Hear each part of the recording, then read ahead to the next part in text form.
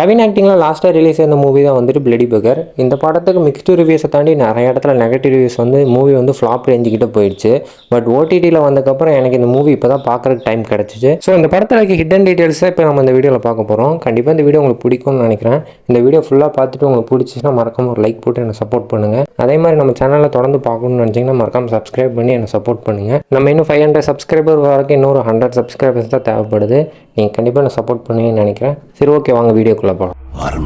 Spoiler alert. இந்த வீடியோவில் கண்டிப்பாக இந்த மூவியை பற்றி ஸ்பாய்லர் இருக்கும். ஸோ இன்னும் மூவி பார்க்கலன்னா மறக்காமல் போய் ப்ரைம் வீடியோவில் தான் இருக்குது, பார்த்துட்டு வந்து இந்த வீடியோ பாருங்கள். ஃபஸ்ட்டு விஷயமா நான் நோட் பண்ணது என்னென்னு பார்க்கும்போது, இந்த பொண்ணோட இன்ட்ரோ இதில் பார்க்கும்போது அவங்க காரில் உட்காந்துருப்பாங்க. அப்போ வெளியே இருந்து ஒரு பெக்கர் வந்துட்டு இந்த மாதிரி காசு கேட்பாங்க. அதுக்கு வந்து அந்த பொண்ணு வந்து காசு கொடுக்க போகும்போது அவர் வந்து இந்த விண்டோ க்ளோஸ் பண்ணி அந்த மாதிரி ஒரு சீன் நடக்கும். ஆக்சுவலாக நம்ம அந்த சீன் ஃபஸ்ட் டைமாக பார்க்கும்போது இந்த மாதிரி வந்து காசு கேட்கும்போது அவங்களுக்கு கொடுக்குறதுன்றது வந்து அந்த பொண்ணுக்கு பிடிக்கிற மாதிரி ஆக்சுவலாக ஃபஸ்ட் டைம் காட்டுவாங்க.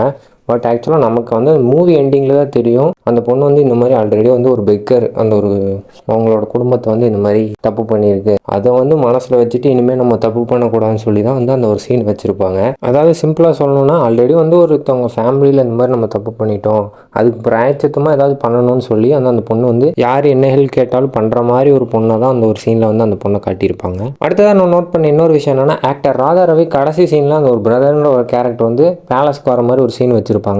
அந்த ஒரு சீனில் வந்துட்டு எல்லாருக்கும் ஷாக் கொடுக்குற விதமாக இவனை தான் கொன்னான், அவன் அவ்வளோதான் கொன்னான், அந்த மாதிரி வந்து ஒரு சீன் அந்த காட்டுவாங்க. அப்போ வந்து இந்த மாதிரி நான் கேமரா வச்சுருக்கேன் எல்லா இடத்துலையும் சொல்லுவாங்க. அது வந்து ஆக்சுவலாக நமக்கு முன்னாடி இன்னொரு சீனில் வந்து நமக்கு சொல்லியிருக்காங்க. எந்த ஒரு சீனுன்னு பார்க்கும்போது சொத்து பிரிக்கிறதுக்காக எல்லாரும் அந்த வீட்டுக்கு வர ஒரு சீன் இருக்கும், அந்த ஸ்டார்டிங் சீன். அப்போ வந்து அந்த ராதா ரவி கால் பண்ணி இந்த மாதிரி கேட்பாங்க, நீங்கள் இந்த டைமில் வந்து இங்கே இருக்கணும், அந்த பிரதர்ன்ற வந்து இங்கே எப்படி சொத்து பிரிக்கிறாங்கன்னு பார்க்குறக்காக நீங்கள் வரணும், அந்த மாதிரி சொல்லுவாங்க.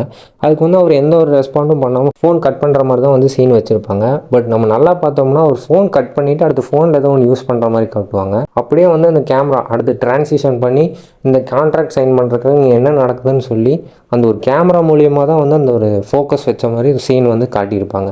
அதை தாண்டி அந்த வீட்டில் அடிக்கடி என்னென்ன நடக்குது, அந்த கொலை நடக்கும்போது சரி, அதாவது சேசிங் நடக்கும்போது சரி, அப்பப்போ அந்த கேமரா வந்து ஸ்ப்ரே பண்ணுற மாதிரி காட்டுவாங்க.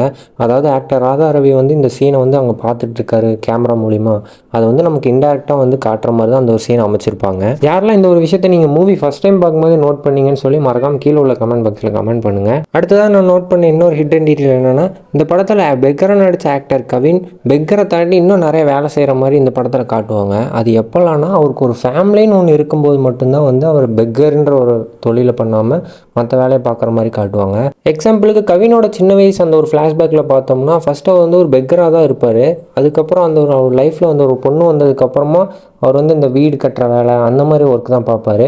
ஆஃப்டர் அந்த ஒரு பொண்ணு இறந்ததுக்கப்புறம் தான் வந்து மறுபடியும் பெக் பண்ண ஆரம்பிக்கிற மாதிரி அந்த இது காட்டுவாங்க. நீங்கள் அப்போ ஒரு கொஸ்டின் கேட்கலாம், அப்போ அவர் பையன் தான் அவர் கூட இருக்கார்ல, அப்புறம் ஏன் வந்து அவர் பெக்கராக இருக்கணும், வேறு ஏதாவது தொழில் பண்ணி அவர் பொழைச்சிக்கலாம்லன்னு கேட்பீங்க. பட் நீங்கள் அந்த படம் நல்லா பார்த்துருந்தீங்கன்னா உங்களுக்கே புரியும். தான் அவர் அப்பான்றது அந்த பையனுக்கு தெரியாதனால தான் வந்து அவர் பெக்கராக இருந்திருப்பார். அப்போயுமே அவரோட பையனை வந்து பெக் பண்ண விடாமல் அவர் வந்து ஏதாச்சும் இந்த மாதிரி புக்ஸை கொடுத்து ஒரு தொழில் பண்ணுற மாதிரி தான் அவர் காட்டியிருப்பாரே தவிர அவர் நீயே வந்து பெக் பண்ண அந்த மாதிரி சொல்லி அந்த ஒரு படத்தில் இருந்திருக்காது.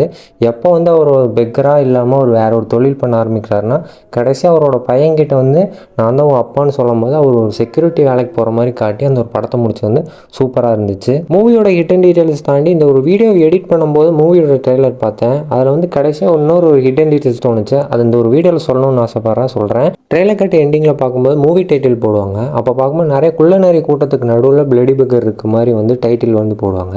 அது ஆக்சுவலாக மூவி பார்த்ததுக்கப்புறம் அந்த ஒரு ட்ரெய்லர் கட் பார்த்தோம்னா இன்னும் நல்லாவே புரியும். அதாவது அந்த வீட்டுக்குள்ளே அந்த ஒரு பேலஸ்க்குள்ளே எல்லாருமே குள்ளநரியாக இருப்பாங்க, அதுக்கு நடுவில் வந்து பிளடி பகர் சுற்றிட்டு இருக்க மாதிரி வந்து காட்டுவாங்க. ஆக்சுவலாக இந்த ஒரு ஹிடன் டீட்டெயில் சூப்பராக இருந்துச்சு. இது சொல்லணும்னு நினச்சேன், இந்த ஒரு வீடியோவில் சொல்லிட்டேன். சரி, ஓகே கைஸ், இந்த ஒரு வீடியோ இது வரைக்கும் பார்த்துட்டிங்கன்னா கண்டிப்பாக இந்த ஒரு வீடியோ உங்களுக்கு பிடிச்சிருக்குன்னு நினைக்கிறேன். ஸோ மறக்காமல் போகிறதுக்கு முன்னாடி லைக் போடலைன்னா மறக்காமல் லைக் போட்டு போயிருங்க. என்னை சப்போர்ட் பண்ணணும்னு நினச்சிங்கன்னா மறக்காமல் சப்ஸ்கிரைப் பண்ணி நம்ம சேனலை சப்போர்ட் பண்ணுங்கள். ஓகே கைஸ், நெக்ஸ்ட் ஒரு சூப்பரான வீடியோவில் வந்து உங்களை பார்க்குறேன். Tata, bye bye. இவன் தான் ஒரே ஆப்ஷன்.